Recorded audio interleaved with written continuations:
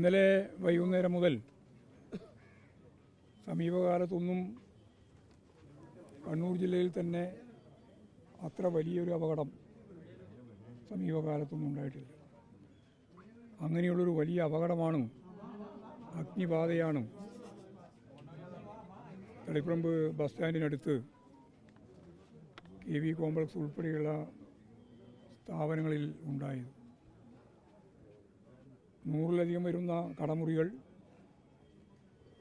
അതിൻ്റെ ഭാഗമായിട്ട് 10-40ഓളം അതിൻ്റെ ഉടമകൾ, അതായത് വാടകയ്ക്ക് അവിടെ കച്ചവടം ചെയ്യുന്നവരുൾപ്പെടെ ഷാലിമാർ എന്ന് പറയുന്ന ഒരു കടയുടെ തന്നെ റൂമുകളാണ് 22. അവിടെ ഈ ഡിഫറൻ്റ്ലി ഏബിൾഡ് ആയിട്ടുള്ള ആളുകൾക്ക് പ്രത്യേക പരിഗണനയോടുകൂടി ജോലി നൽകുന്നൊരു സ്ഥാപനം കൂടിയാണ്, മാതൃകാപരമായ സ്ഥാപനമാണ്. അതുൾപ്പെടെയാണ് പൂർണ്ണമായിട്ട് കത്തി നശിച്ചു പോയത്. തീയാളി പടരുകയും ആ കെട്ടിടങ്ങളെല്ലാം, ആ സമുച്ചയം പൂർണ്ണമായിട്ട് ഈ 10-100ഓളം വരുന്ന റൂമുകളാകെ എല്ലാം കച്ചവട സ്ഥാപനങ്ങൾ തന്നെയാണ്, എല്ലാം കത്തി നശിക്കുകയും ചെയ്യുന്ന സ്ഥിതിയാണ് ഉണ്ടായത്. മുഖ്യമന്ത്രിയുടെ ഓഫീസും മുഖ്യമന്ത്രിയും ജില്ലാ കളക്ടറും അതുപോലെ തന്നെ SP ഉൾപ്പെടെ, റൂറൽ SP ഉൾപ്പെടെ എല്ലാവരും, കണ്ണൂർ ജില്ല മാത്രമല്ല അതിലേറ്റവും ഫോഴ്സുള്ള, നമുക്ക് തീ അണക്കാൻ സാധിക്കുന്ന ഒരു സംവിധാനം എയർപോർട്ടിനാണ് ഉണ്ടായിരുന്നത്. അവരുൾപ്പെടെ കാസർഗോഡ് ജില്ലയുടെ ഈ മേഖലയിലുള്ള സംവിധാനങ്ങളെല്ലാം കൂടി ചേർന്ന് 10-14 യൂണിറ്റുകൾ അഹോരാത്രം നടത്തിയ ത്യാഗോജ്വലമായ പ്രവർത്തനത്തിലൂടെ പോലീസും ഫയർഫോഴ്സും സന്നദ്ധ പ്രവർത്തകരും നാട്ടുകാരും കക്ഷിരാഷ്ട്രീയത്തിനതീതമായിട്ട് എല്ലാവരും ചേർന്ന് നടത്തിയിട്ടുള്ള വളരെ ഫലപ്രദമായൊരു പ്രതിരോധത്തെ തുടർന്നാണ് ഇന്നത്തെ തളിപ്പറമ്പിൽ ഇന്ന് നിലനിൽക്കുന്ന പോലെ നിലനിൽക്കാൻ സാധിച്ചു.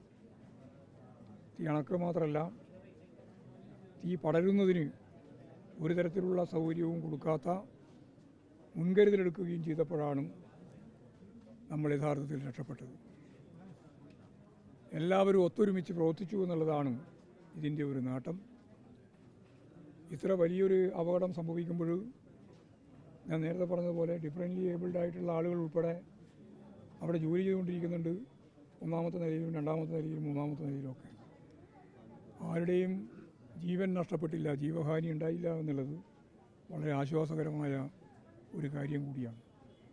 അത് ഈ ജനങ്ങളുടെ കൂട്ടായ്മയുടെ ഭാഗമായിട്ടാണ് ആ രീതിയിൽ കൈകാര്യം ചെയ്യാൻ സാധിച്ചത്.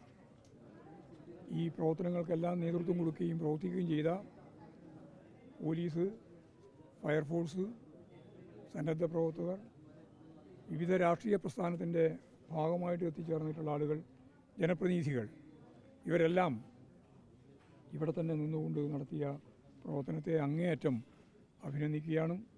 അവരോടെല്ലാമുള്ള നന്ദി ഈ സന്ദർഭത്തിൽ ജനങ്ങൾക്കെല്ലാം വേണ്ടി ഞാനിവിടെ സൂചിപ്പിക്കുക കൂടി ചെയ്യുകയാണ്. ഇനിയിവിടെ ഉദ്യോഗസ്ഥന്മാരുടെ ഉയർന്ന RDO അതുപോലെ തന്നെ ഡെപ്യൂട്ടി കളക്ടർ ഉൾപ്പെടെയുള്ള ഉയർന്ന ഉദ്യോഗസ്ഥന്മാരുടെ യോഗം നടന്നു.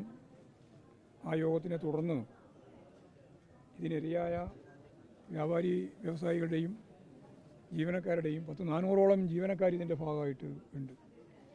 അവരെല്ലാം ദിവസക്കൂലി അടിസ്ഥാനപ്പെട്ട് ജോലി ചെയ്യുന്നവരാണ്. അവരുടെ ജീവിതവും വളരെ പ്രധാനപ്പെട്ട പ്രശ്നമാണ്. അത് ഞാൻ നേരത്തെ പറഞ്ഞ പോലെ ഈ ഡിഫറൻ്റ്ലി ഏബിൾഡ് ആയിട്ടുള്ള ജീവനക്കാരും ഒക്കെയുണ്ട്.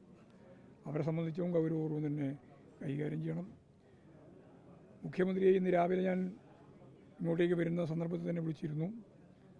നമുക്ക് കേരളത്തിലെ മറ്റ് ചില മേഖലകൾ ഇതുപോലെ തന്നെയുള്ള നാശനഷ്ടം അഗ്നിക്കിരയായിട്ടുണ്ടായിട്ടുണ്ട്. അവിടെയെല്ലാം നൽകിയിട്ടുള്ള പാക്കേജ് നമുക്കിവിടെയും പ്രാവർത്തികമാക്കുന്നതിന് വേണ്ടി പ്രയാസം ഉണ്ടാവില്ല. അപ്പോൾ ആനുകൂല്യം നമ്മൾ കൊടുക്കാൻ കഴിയും. ഉദ്യോഗസ്ഥന്മാരോട് പറഞ്ഞത് 2-3 ദിവസം കൊണ്ട് എല്ലാ ആളുകളുടെയും അപേക്ഷ എഴുതി വാങ്ങി അവർക്കുണ്ടായിട്ടുള്ള നഷ്ടത്തെ സംബന്ധിച്ചൊരു കണക്ക് തയ്യാറാക്കണം. തീപിടുത്തം ഉണ്ടാവുന്നതിനിടയായ കാര്യങ്ങൾ എന്താണ് എന്നുള്ളതിനെപ്പറ്റിയും വ്യക്തമായ ഒരു ചിത്രം നമുക്ക് ലഭിക്കണം. സാങ്കേതികത്വം പറഞ്ഞ് ആളുകൾക്ക് നൽകേണ്ടുന്ന ആനുകൂല്യങ്ങളൊന്നും നൽകാതിരിക്കുക എന്നുള്ള സമീപനമല്ല, അവരെ ചേർത്ത് നിർത്തിക്കൊണ്ടാണ് ഗവൺമെൻറ് എല്ലാ കാലത്തും മുമ്പോട്ടേക്ക് പോയിട്ടുള്ളത്. ആ രീതിയിൽ ഇവരുടെ പ്രശ്നങ്ങൾക്ക് നമുക്ക് പരിഹാരം കാണാനാവണം, അവരെ അവിടെ പുനരുദ്ധരിക്കാൻ സാധിക്കണം. അതാണ് വളരെ പ്രധാനപ്പെട്ട കാര്യം. അതിനെല്ലാവരുടെയും സഹായം ഉണ്ടാവണം. ഒറ്റ മനസ്സോടെ നമുക്ക് ഈ പ്രശ്നത്തിൽ പരിഹാരം കാണുന്നതിന് വേണ്ടിയുള്ള പ്രവർത്തനത്തിൽ യോജിക്കണം. കക്ഷി രാഷ്ട്രീയത്തിന് അതീതമായി എല്ലാവരെയും ചേർത്തുകൊണ്ടുള്ള പ്രവർത്തനമാണ് ഇന്നലെ നടത്തിയത്. ഇനി അങ്ങോട്ടും ആ രീതിയിലുള്ള പ്രവർത്തനം നമുക്ക് നടത്താൻ സാധിക്കേണ്ടതുണ്ട് എന്നാണ് അത് സംബന്ധിച്ചപ്പോൾ കണ്ടിട്ടുള്ളത്. വലിയ വിഭാഗം ആളുകൾ പങ്കെടുത്തിട്ടുണ്ട്. നമ്മൾ ക്ഷണിച്ചവർ മാത്രമല്ല പങ്കെടുത്തത്, എല്ലാ മേഖലയിലുള്ള ആളുകൾ, ജനപ്രതിനിധികളുണ്ട്. വ്യാപാരി വ്യവസായി സമിതിയുടെ, വ്യാപാരി വ്യവസായ ഏകോപന സമിതിയുടെ, ഇവിടെ തന്നെയുള്ള വ്യാപാരികൾ തന്നെ, അതിൻ്റെ അവിടെയുള്ള ജീവനക്കാർ, തൊഴിലാളികളുടെ പ്രതിനിധികളെല്ലാവരും പങ്കെടുത്തിട്ടുണ്ട്. അവരെല്ലാം ഏകണ്ഠമായോ ഏകസ്വരത്തിൽ പറഞ്ഞിട്ടുള്ളത് അതാണ്. മുനിസിപ്പൽ ചെയർമാനും മുനിസിപ്പൽ വൈസ് ചെയർമാനും അതുപോലെ തന്നെ ബ്ലോക്ക് പഞ്ചായത്ത് പ്രസിഡൻറ്റും ബ്ലോക്ക് പഞ്ചായത്ത് അംഗങ്ങളും ജില്ലാ പഞ്ചായത്ത് പ്രസിഡൻറ്റും ഇവിടെ RDO അതുപോലെ തന്നെ ഡെപ്യൂട്ടി കളക്ടർ ഉൾപ്പെടെയവരെല്ലാം ഒരേ സ്വരത്തിലാണ് ഈ പ്രശ്നം പരിഹരിക്കുന്നതിന് വേണ്ടി നമുക്ക് കൂട്ടായ യത്നം നടത്തി ഇവരെ സംരക്ഷിക്കാൻ ഉതകുന്ന നിലയിൽ, വ്യാപാരികളെയും ജീവനക്കാരെയും സംരക്ഷിക്കാൻ ഉതകുന്ന രീതിയിൽ നമുക്ക് കാര്യങ്ങൾ കൈകാര്യം ചെയ്യാൻ സാധിക്കണം. അതിന് മാധ്യമങ്ങളുടെ എല്ലാ തരത്തിലുള്ള പിന്തുണയും വേണം. ഇന്നലെ ആദ്യം മുതൽ അവസാനം വരെ മാധ്യമങ്ങൾ നല്ലപോലെ ശ്രമം നടത്തിയിട്ടുണ്ട്. അതൊരു കൂട്ടായ ശ്രമം തന്നെയാണ്. അതിനെയും ഞാൻ ഈ സന്ദർഭത്തിൽ അഭിനന്ദിക്കുകയാണ്. പിന്നെ ചിലരെല്ലാം ഇതിൻ്റെ ഇടയിലും കാര്യങ്ങൾ ഒപ്പിക്കാനുള്ള ശ്രമം നടത്തിയിട്ടുണ്ടാവും. അത് നമ്മൾ മൈൻഡ് ചെയ്യുന്ന പ്രശ്നമില്ല. യെസ്, അതൊക്കെ കണക്ക് വരികയുള്ളൂ. 2 ദിവസം കൊണ്ട് കണക്ക് കിട്ടും. അല്ല, ഞാൻ ഈ പറഞ്ഞ കാര്യങ്ങളോട് പൂർണ്ണമായിട്ട് യോജിക്കുക ചെയ്തത്. ഞാൻ ഇപ്പം പറഞ്ഞ ഈ കാര്യങ്ങളോട് പൂർണ്ണമായിട്ട് യോജിച്ചുകൊണ്ടാണ് വ്യാപാരി സമൂഹത്തിൻ്റെ എല്ലാ മേഖലയിലുള്ള ആളുകളും ഒരേപോലെ ഒറ്റ സ്വരത്തിൽ ചൂണ്ടിക്കാണിച്ചിട്ടുള്ളത്. അവരെല്ലാം നമ്മൾ മുഖവിലക്കെടുക്കുകയാണ്. അതാ ഞാൻ പറയുന്നത്, സാങ്കേതികത്തിൻ്റെ എല്ലാ പ്രശ്നം ഓരോരുത്തരുടെയും അനുഭവമാണ്, നമ്മുടെ ജീവിതമാണല്ലോ പ്രശ്നം. ആ ജീവിതം എങ്ങനെ ഉരുപ്പിടിപ്പിക്കുമെന്നുള്ളതാണ് നമ്മൾ ആലോചിക്കേണ്ടത്. അതിനാവശ്യമായ രീതിയിലുള്ള നിലപാട് സ്വീകരിക്കണമെന്നാണ് ഇപ്പോൾ പറഞ്ഞിട്ടുള്ളത്. അതെ, അതുപോലെ തന്നെ അതേപോലെ തന്നെയാണ്. അതുപോലെ കേരളത്തിൻ്റെ മറ്റ് മേഖലയിലുണ്ടായിട്ടുള്ള അനുഭവങ്ങൾ കൂടി ചേർത്തുകൊണ്ട് തളിപ്പറം വരെ പ്രത്യേക സാഹചര്യവും കൂടി കണക്കിലെടുത്ത് ആവശ്യമായ നിലപാട്.